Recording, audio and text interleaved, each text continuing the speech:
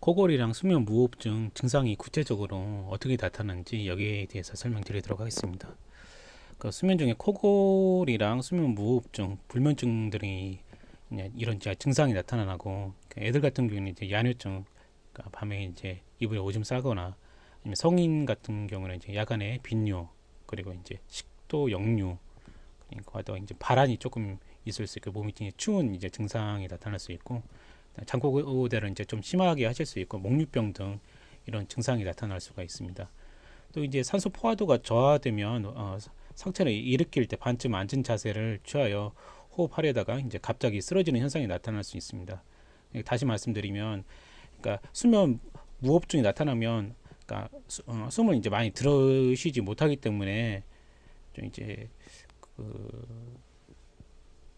갑자기 이제 막 그런 산소 포화도가 좀 이제 많이 떨어지겠죠. 갑자기 일시적으로. 그렇기 때문에 이제 몸을 이제 일으키시려고 할 때, 그러니까 주무시다가 몸을 이제 일으켜야겠다 이제 생각하고 일어나시려고 할 때 갑자기 이제 그런 쓰러지는 증상이 이제 나타날 수 있다는 그런 말씀입니다. 그리고 이제 소화 같은 경우 입으로 이제 숨을 쉬는데 목 안에 무언가 막혀 있고 가까스로 숨을 쉬는 모습을 나타낼 수 있습니다. 그러니까 약간 헐떡거리면서 숨을 쉴 수 있다는 그런 거를 나타내는 거고요.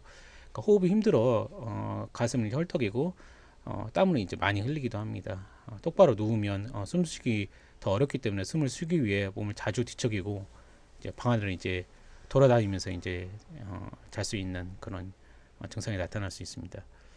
이렇게 뭐 수면이 질이 많이 떨어지기 때문에 주간에는 낮에는 좀 이제 피로감이 심하고 이제 졸리는 증상이 나타날 수 있고, 아무래도 사람이 좀 예민해지겠죠. 그러니까 공격적이고 그렇게 이제 변화될 수 있고, 또 이제 성 충족도 좀 이제 감소되고 발기부전이나 그리고 이제 이산화탄소 축적으로 인해서 심한 두통이 나타날 수 있습니다. 머리가 좀 이제 아플 수가 있어요. 이제 왜냐면 이제 숨을 제대로 못 쉬기 때문에 산소 공급이 떨어지기 때문에 이제 이산탄소가 축적돼서 심한 두통이 나타날 수 있습니다.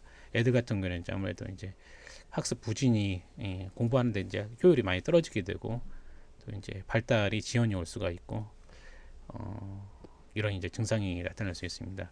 수면 무호흡증 같은 경우는 부정맥, 고혈압, 허혈성 심장 질환, 뭐 이런 심폐혈관계 질환들이 좀 이제 악화시킬 수 있고, 또 이제 더 나아가서 이제 유발시킬 수도 원인이 될 수도 있습니다. 네, 감사합니다.